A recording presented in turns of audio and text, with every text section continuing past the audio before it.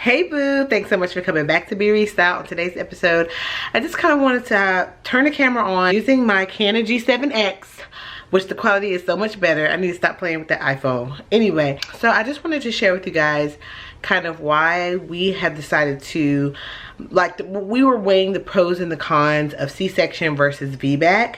And if you don't know what a VBAC is, it's vaginal birth after cesarean. So as you guys know, with my first birth with Joanna, I had a C-section. And the reason why I had a C-section was because Joanna was what's called large for gestational age.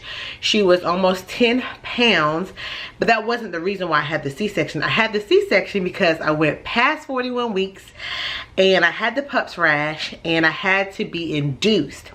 And because of that induction, I went into, because of the PUPS rash, I was in so much excruciating pain.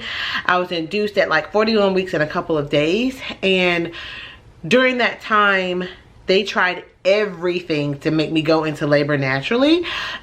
So basically they did the cytotech, they did Pitocin, they did the bulb, they did all of this stuff to try to make my cervix open, and it simply would not. It was locked up like Fort Knox. That's kind of what I always say, because they were like, oh, your fingertip. Oh, so anyway, after 3 days of being induced, she was still way high up and she just never came down. She never descended.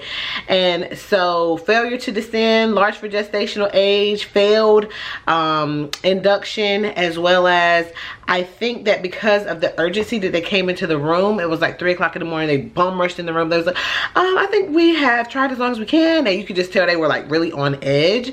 And so because of that, I had a C-section.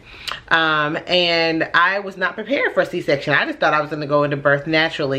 And so this time I have really racked my brain for this entire 38 weeks that I've been pregnant. What am I gonna do? What am I gonna do? What am I gonna do? Well, apparently this baby that I have in my stomach right now, show you guys, this baby is also measuring large. She's been about a week ahead since I got pregnant. So right now she's measuring like 39 weeks and I'm 38 weeks. So she's like 39 weeks and 5 days right now from the last time that they checked. So she's been about a week ahead this entire pregnancy. I do not have the PUPS rash, thank God. I don't have any of those issues. So I could wait, but the thing is, I never want to be induced again. I was 3 days in the hospital with no food, being pumped full of fluid, pumped full of medicine, and my body did not do it. So what I said was that I would go into labor naturally. If I go into labor naturally with this baby, I would give myself a chance. But we went ahead, I'll just go ahead and say we went ahead and decided on the second C-section. Even though C-section recovery is pretty difficult, it was difficult with Joanna. It was really hard the first week, I would say, but then after that it was like okay. But I think the real reason why we decided just to go ahead and move, I say we because my husband and I made this decision together. My husband is 6'5". He is a really big guy and I am a really short person. I'm not skinny or small, but I am definitely short. I'm 5'2", and the husband's size really can determine how big or small, based on research that I've done, the baby is. And this baby is measuring really, really big, and I think probably be about 10 pounds. I'm not scared to deliver a baby that's 10 pounds vaginally. I know it has been done, it can be done, but we do kind of have like a history of certain my sister also had failure to descend. Her baby just did not come down into the birth canal, head did not go into her pelvis. And my niece that was 10 pounds, she almost broke her shoulder. Not she, but like trying to get her out. And so she had to have an emergency C-section. So I just don't even want to deal with that. I don't really want to deal with an induction again. I said I'm never doing that again. I'm never ever being induced again. Like if I go into labor on my own, that's great. But I'm not going to sit and try to use all these medications and stuff like that to get my body to do something that it doesn't want to do. As of now, my C-section is scheduled for 40 weeks and 2 days.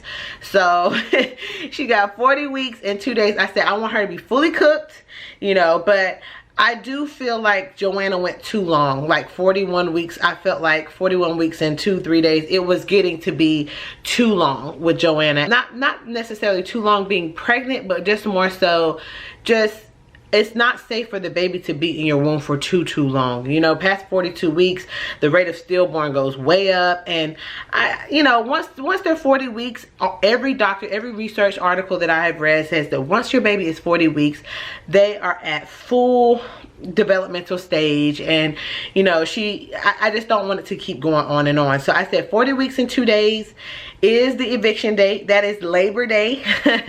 So ironically enough, it is Labor Day, September the 6th.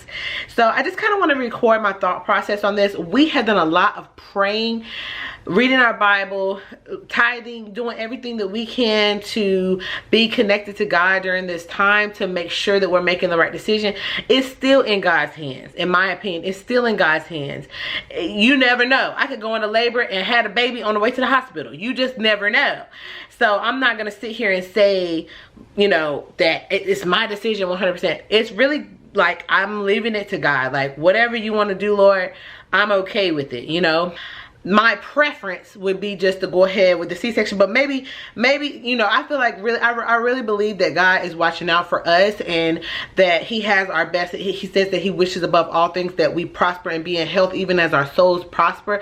And so I want to acknowledge him in my way so that he can direct my path when it comes down to this baby, you know what I mean? And so I really am leaving it in his hands, and I wanted to document this so that I can look back and say, like, okay, this is what I had in mind and this is what happened. Because you know, sometimes we make plans and God laughs. So I'm getting ready to head into my 38-week appointment. It's always late. Like, I'm about to be 39 weeks, but they've been behind since the beginning. So anyway, I'm getting ready to head into that appointment. I will make a separate video letting you guys know how that appointment went and everything like that. And you guys just please say a prayer for me. All of your prayers and good vibes, it really does help. You know, I do feel like the devil has been, as is the case with a lot of pregnant women, towards the end you get this fear, you get this anxiety. But no, girl, we are not.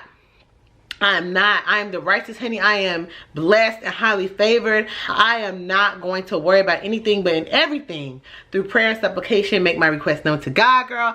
I am not getting ready to be pressed, stressed, or anxious about this situation, because I know that God has it under control. Amen. Now, I'm done preaching. I really got to go. My appointment's in 15 minutes, so talk to you guys later. Bye.